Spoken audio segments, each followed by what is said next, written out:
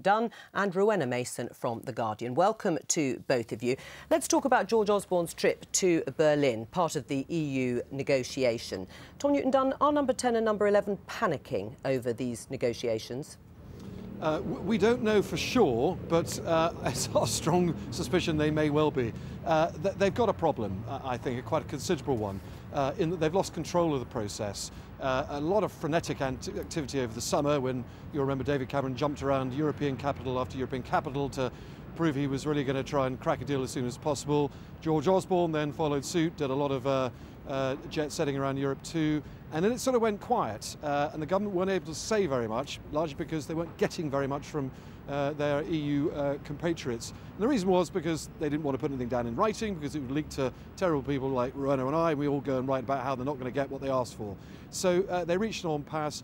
In that time, the Leave campaign launched pretty more successfully, I think, than the Remain campaign, and it feels like it's slipping from their grasp. The polls are now growing towards Leave and descending away from staying in, and they really do need to regain the momentum in time for a deal at the EU Council in December, which looks pretty unlikely now, but certainly just to grab public opinion back to look like they know what they're doing, which is what George Osborne will intend to do in Germany in his big speech tomorrow. Right. I mean, Rowena Mason, isn't the problem, the sort of crux of all this, that actually some of the EU leaders say they still haven't seen any detail or concrete proposals, and a lot of people here say that too. Is that going to be forthcoming?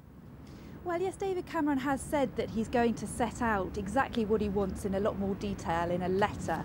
I think it's coming next week. So we will see a little more detail at that point, but we've got some vague areas that we know that Downing Street wants to renegotiate on. One of them, George Osborne's probably going to be focusing on tomorrow, which is about making sure that Britain's financial services are protected and that Eurozone countries don't take decisions that affect the UK negatively if they push for closer integration. The problem with something like that is that it probably doesn't excite the public back home very much. It's not something that is a big goodie they can bring back from Europe on immigration and reducing regulation. And that, of course, is the area that people are interested in, which brings me neatly on to Theresa May, because Nigel Farage rather mischievously yesterday said he'd be delighted if the Home Secretary wanted to lead the official campaign for Britain to leave the EU. She, of course, resisted, as she would, saying anything or illuminating us further. What's your thought on that, Tom? I thought what Theresa did yesterday was absolutely fascinating.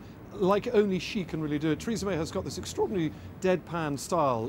If you ever have lunch or try and interview her, she absolutely cuts you dead, as she did with Andrew Marr yesterday, gives nothing away. But that also works the other way. When you should be backing the government's line, which is very much David Cameron saying, we're going to win this renegotiation, it's going to be good, and we're going to be able to Rebecca and we can stay in the EU, Theresa May completely failed to say that yesterday, setting a very obvious horse running that she may be for out. Now, I don't deep down believe she really is an outie. She's a pretty centrist Tory and a Bank of England former economist, so I think she wants to remain in, but she's playing a very interesting game, keeping her cards close to her chest and giving herself that bargain power, the fright to Downing Street to be able to ask for more for David Cameron, especially on immigration, which we know she and Boris Johnson have been on the record powerfully in the past saying that they really do need to get something back on freedom of movement, and that at the moment absolutely isn't on the table. Right, Rowena,